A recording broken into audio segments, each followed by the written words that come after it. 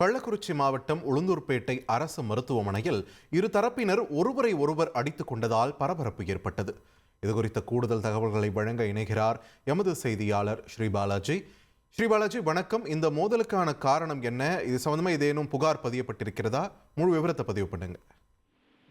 அதாவது கள்ளக்குறிச்சி மாவட்டம் உளுந்தூர்பேட்டை அருகே உள்ள ஊர்செல்வல் கிராமத்தில் இரு தரப்பினரிடையே ஏற்கனவே இருந்த முன்விரோதத்தை காரணமாக கொண்டு நள்ளிரவில் இரு தரப்பினரும் ஒருவரை ஒருவர் கிராமத்திலேயே சரமாரியாக தாக்கிக் கொண்டனர்.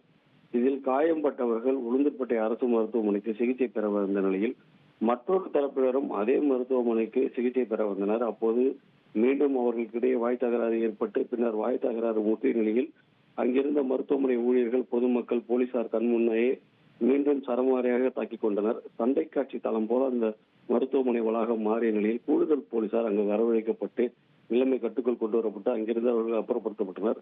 தொடர்ந்து இந்த தாக்குதல் சம்பவம் தொடர்பாக இரு தரப்பைச் சேர்ந்த 4 பேரிடம் உளுந்தூர்பேட்டை போலீசார் விசாரணை நடத்தி வருகின்றனர்.